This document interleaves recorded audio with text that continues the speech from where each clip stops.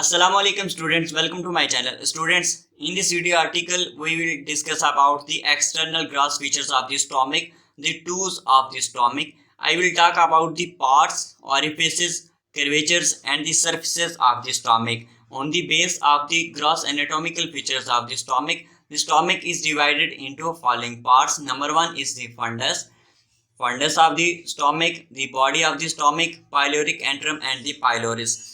Fundus is the part of the stomach that is dome shaped and projects upward. It is present to the left of the cardiac orifices. Then the body extends from the level of the cardiac orifice to the angular notch. Angular notch is present at the lower part of the lesser curvature. Then the pyloric antrum. Pyloric antrum extends from the angular notch to the pylorus. Pylorus is the tubular part of the stomach. The thick muscular wall is called the pyloric sphincter and the cavity of the pylorus is called the pyloric canal. Now the tools of the stomach. Stomach has two orifices, two curvatures, two surfaces and the two parts. The orifices are the openings of the stomach. The cardiac orifice and the pyloric orifice.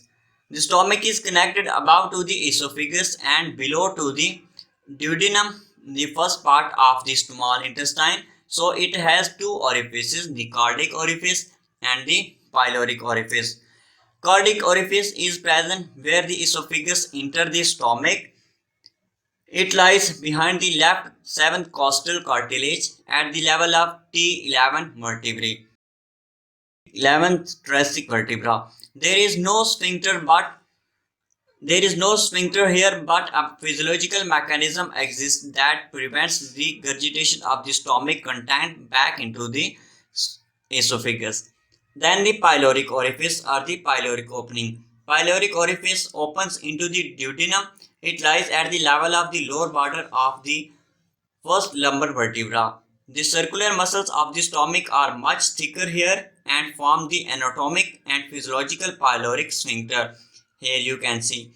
The pylorus lies on the transpyloric plane. Its position is indicated on the surface of the stomach by a slight constriction on the stomach. Then the two curvatures of the stomach. Stomach has two curvatures, the lesser curvature and the greater curvature. Lesser curvature forms the right border of the stomach.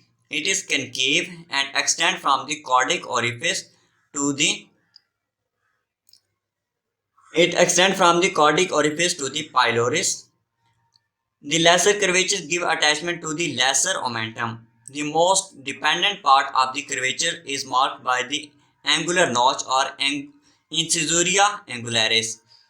Then the greater curvature. Greater curvature is the convex that extends from the left of the cardiac orifice over the dome of the fundus and along the left border of the stomach to the pylorus. It is 5 times longer than the lesser curvature. The gastrosplenic omentum or the ligament extends from its upper part to the spleen and it provides attachment greater omentum gastrophrenic ligament. Two surfaces. Stomach has two surfaces. Stomach has anatomically two surfaces. The anterior surface or anterosuperior surface which faces forward and upward. The posterior surface or posterior-inferior surface that faces backward and downward. And also stomach has two parts, the cardiac and the pyloric part. The cardiac part is large. It has upper area, dome. It has the fundus and the body of the stomach that lie in between the fundus and the pyloric antrum. The pyloric part is smaller and can be subdivided into the pyloric antrum and the pyloric canal. Pyloric canal is 2.5 centimeter long narrow tubular part of the stomach. So this is the tools of the stomach, that it has two parts, two ends, two orifices, two curvatures and two surfaces along with the two borders. This is all about the gross anatomical features of the stomach. Thank you very much.